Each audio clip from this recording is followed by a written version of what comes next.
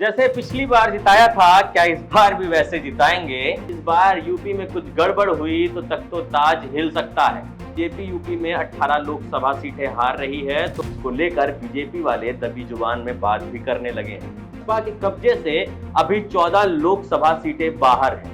हार का सामना करना पड़ा था और उनका प्रदर्शन संतोषजनक नहीं रहा था। तो क्या लोकसभा चुनाव में भी यही ट्रेंड रहेगा?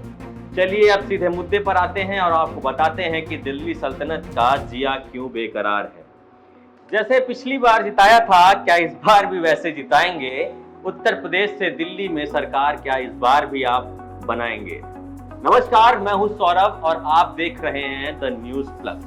आज बात लोकसभा इलेक्शन 2024 को लेकर। बीजेपी ने 2024 को लेकर यूपी में एक इंटरनल सर्वे किया है, जिसने यूपी दरबार और दिल्ली सल्तनत के माथे पर एक चिंता की गहरी लकीर को खींच दिया है। दिल्ली की सल्तनत को संभालने वाले चाणक्य ये जानते हैं कि इस बार यूपी में कुछ गड़बड़ हुई तो तख्तो ताज हिल सकता है। चलिए अब सीधे मुद्दे पर आते हैं और आपको बताते हैं कि दिल्ली सल्तनत का जिया क्यों बेकरार है। बीजेपी के सर्वे में ही बीजेपी यूपी में 18 लोकसभा सीटें हार रही है, तो वहीं 15 सीटें ऐसी हैं जहां बीजेपी हार के मुहारे पर खड़ी हुई है, या यूं कहें कि बीजेपी ने इन सीटों को रेड और ऑरेंज जोन में बांटा है, जिसको लेकर बीजेपी वाले दबी जुबान में बात भी करने लगे हैं। यूपी में बीजेपी ने जो किलेबंदी की थी, उसमें से कुछ दीवारें जर्जर हो चली हैं।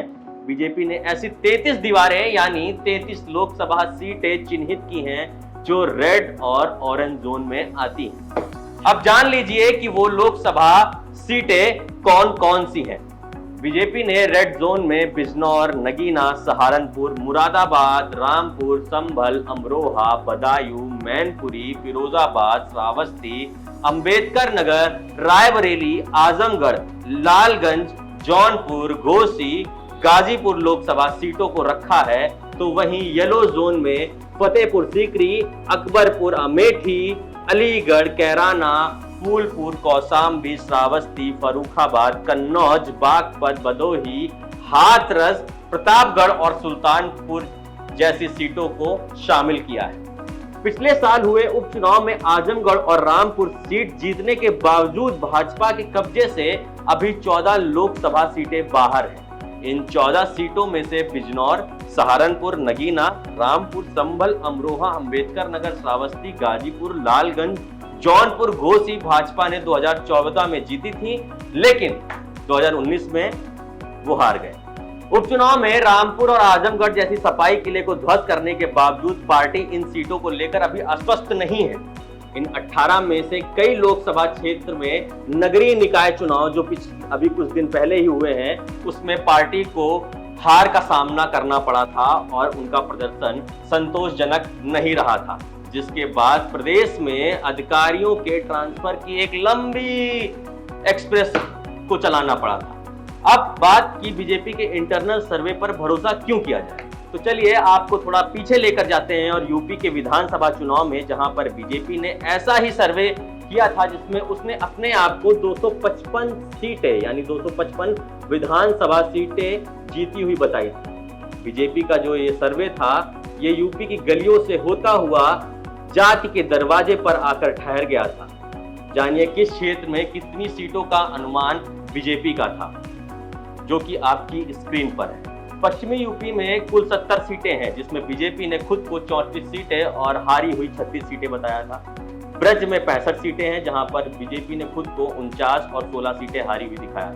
कानपुर क्षेत्र में ही 51 सीटें हैं, जहां पर 39 सीटें बीजेपी ने खुद को जीती हुई बताई थी उस सर्वे में, और 22 सीटों पर हार का सामना करना पड़ रहा था। अवध में 81 सीटें हैं, जिसमें 55 सीटें बीजेपी ने खुद को जीती हुई दिखाई थी और 26 सीटें हारी हुई।